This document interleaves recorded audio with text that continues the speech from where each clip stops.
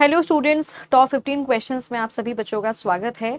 यहाँ पर ये जो क्वेश्चंस आपको कराए जा रहे हैं ये आपके बिहार डीएलएड और आपका जो बेसिकली बिहार कांस्टेबल का एग्जाम होने वाला है उसके लिए बेहद इंपॉर्टेंट क्वेश्चंस हैं। तो चलिए शुरुआत करते हैं।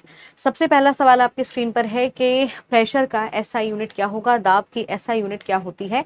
न्यूटन पर सेंटीमीटर स्क्वायर होगी, न्यूटन मीटर स्क्वायर होगी, न्यूटन पर स्क्वायर मीटर होगी, न्यूटन स्क्वायर पर सेंटीमीटर होगी। तो याद रखेंगे इसकी जो एसआई यूनिट होती है वो होती है आपका न्यूटन मीटर स्क्वायर। याद रखेंगे न्यूटन मीटर स्क्वायर जो हो जाएगी वो प्रेशर की इकाई होती है। ध्यान रखना है, इंपॉर्टेंट है। ठीक है, आगे बढ़ते हैं। अगला सवाल है 200 न्यूटन का बल किसी वस्तु पर कार्य कर रहा है। वस्तु बल की दिशा में 4 मीटर के विस्थापित हो गई है तो किया गया कार्य क्या होगा। देखो, इस सवाल को करने का तरीका सबसे बढ़िया ये है कि आप सभी जानते हैं कि कार्य को मापने की इकाई क्या होती है, जूल होती है। तो आप सब यहाँ पे देखो, यहाँ पे लिखा है वॉट, ये भी नहीं होगा। पास्कल लिखा है, ये भी नहीं होगा। न्यूटन लिखा है, ये भी नहीं होगा। आंसर हो जाएगा 80 जूल। ठीक है, लेकिन फिर भी आप इसको कैसे करोगे। कार्य का फॉर्मूला होता है फोर्स इंटू विस्थापन, और फोर्स आपको दे रखा है 20 और विस्थापन हुआ है 4 मीटर का, तो 80 जूल आंसर आ जाएगा। ठीक है, तो आप इस तरीके से सवाल को कर सकते हैं। आगे बढ़ते हैं। अगला सवाल आपसे पूछा जा रहा है, दो निकायों के बीच आकर्षण बल 1/9 है तो इन दोनों निकायों के बीच दूरी क्या होगी। कहने का मतलब है दो ऑब्जेक्ट्स हैं, दो ऑब्जेक्ट्स के बीच में जो ग्रेविटेशनल फोर्स है वो अगर 1/9 है तो ये आपसे पूछा जा रहा है कि इनके बीच की दूरी कितनी होगी। तो इनके बीच की दूरी 3 गुना हो जाएगी। याद रखेंगे इस सवाल का सही जवाब आपका ए ऑप्शन होगा। ए ऑप्शन कैसे हो जाएगा। ग्रेविटेशनल फोर्स का फॉर्मूला होता है ये, जो कि आप सभी लोग जानते हैं।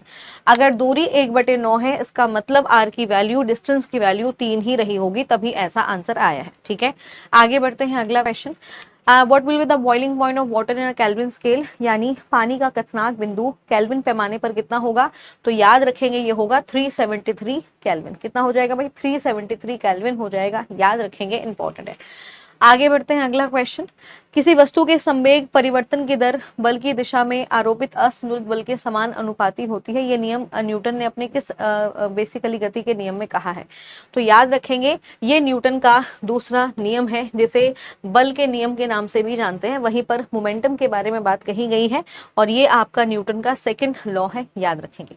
आगे बढ़ते हैं। अगला क्वेश्चन स्टूडेंट, अगला सवाल है, यदि किसी गतिमान वस्तु पर कोई बल आरोपित नहीं है तो क्या कारण है कि वो रुक जाएगी। अगर हम किसी वही वस्तु के ऊपर कोई फोर्स नहीं लगा रहे हैं और फिर भी वो अपने आप धीरे से स्टॉप हो गई है तो इसके पीछे का कारण ये है कि उसके ऊपर कार्य कर रहा है घर्षण। तो घर्षण की वजह से ही वो वस्तु क्या हो गई है, अपने आप उसकी गति धीमी होगी और एक टाइम के बाद वो अपने आप रुक जाएगी। ठीक है, आगे बढ़ते हैं। अगला क्वेश्चन, अगला सवाल आपसे यहाँ पे ये दिया जा रहा है कि नीचे एक अभिकथन ए और उसका कारण दिया गया। जैसे अभिकथन ए ये है कि लोहे की पटरियों के बीच एक छोटा सा अंतराल छोड़ा जाता है, उसके पीछे का कारण बताया गया है कि लोहा गर्मी में फैलता है। तो याद रखेंगे स्टूडेंट, ये दोनों बातें सही कही गई हैं, यानी अभिकथन भी सही है और इसका जो कारण है ये भी यहाँ पे सही दिया गया है। आगे बढ़ते हैं। अगला क्वेश्चन, ध्वनि तरंग की आवृत्ति मापने की इकाई क्या होती है। यानी फ्रीक्वेंसी को अगर आपको मापना है तो फ्रीक्वेंसी को मापने की इकाई क्या होगी। तो फ्रीक्वेंसी को मापा जाता है हर्ट्स में। याद रखेंगे हर्ट्स इसकी इकाई हो जाएगी। फ्रीक्वेंसी का फॉर्मूला भी आपको पता होना चाहिए, 1/T। फ्रीक्वेंसी को हम म्यू से दर्शाते हैं और इसका सूत्र हो जाएगा 1/T। टी का मतलब हो जाएगा टाइम पीरियड, या इसको समय अवधि हम कहते हैं। ठीक है, आगे बढ़ते हैं। अगला क्वेश्चन, सूर्य की रोशनी में हरे रंग का दिखाई देने वाला एक कपड़ा लाल रोशनी में देखे जाने पर काले रंग का दिखाई देता है, इसके पीछे का कारण क्या है। तो याद रखेंगे इसके पीछे का कारण यह है कि जो कपड़ा लाल रंग की तरंग आयाम को पूर्णतः अवशोषित कर लेता है, यही कारण है कि वो ब्लैक कलर का नजर आएगा।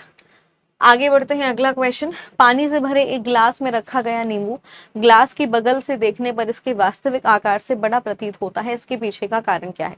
तो आप सभी जानते हैं कि जैसे आप बाल्टी में सिक्के भी डालोगे तो आपको वो सिक्के जो हैं वो उभरे हुए नजर आएंगे। इन सभी के पीछे का कारण होता है प्रकाश का अपरावर्तन। तो याद रखेंगे सी ऑप्शन यहाँ पे हो जाएगा, प्रकाश के अपरावर्तन के कारण ऐसा हो रहा है। ठीक है, अगला सवाल, हवा क्या है। हवा एक शुद्ध मिश्रण है, केवल मिश्रणों का मिश्रण है, केवल तत्वों का मिश्रण है, या फिर दोनों तत्वों और यौगिक का मिश्रण है। तो याद रखेंगे हवा जो है वो मिश्रण तो है ही, लेकिन वो तत्वों और यौगिक दोनों का मिश्रण होती है। याद रखेंगे डी ऑप्शन यहाँ पे सही हो जाएगा।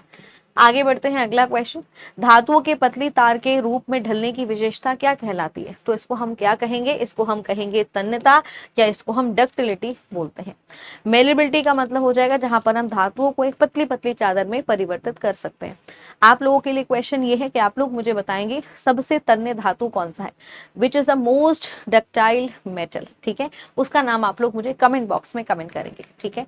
आगे बढ़ते हैं, अगला क्वेश्चन बताइए, तत्व जिनकी द्रव्यमान संख्या एक समान है परंतु परमाणु संख्या भिन्न है, ऐसे एलिमेंट्स जिनका एटॉमिक मास तो सेम होगा लेकिन इनका एटॉमिक नंबर डिफरेंट होता है, क्या कहलाते हैं? तो याद रखेंगे, इनको हम कहेंगे आइसोबार। क्या कहेंगे बेटा?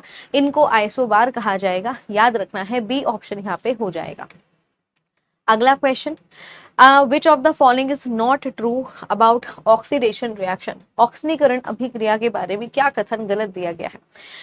एक पदार्थ में ऑक्सीजन की अनुवृत्ति या उसमें हाइड्रोजन हटाने को ऑक्सीकरण कहा जाएगा। वह पदार्थ जो ऑक्सीकरण के कारण ऑक्सीजन देता है और हाइड्रोजन को हटाता है उसे ऑक्सीकरण कहा जाएगा। वनस्पति तेल का हाइड्रोजनीकरण एक ऑक्सीकरण प्रतिक्रिया है, या धातुओं को जंग लगाना ऑक्सीकरण प्रतिक्रिया का एक प्रभाव है।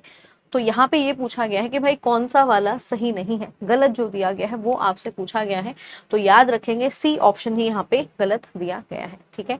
तो स्टूडेंट्स, ऐसे ही इंपॉर्टेंट क्वेश्चंस के लिए हमारे साथ जुड़े रहिए और मिलते हैं आपसे अगले पार्ट में जहां पर हम ऐसे ही इंपॉर्टेंट क्वेश्चंस को डिस्कस करेंगे। तब तक के लिए thank you so much, bye bye and take care.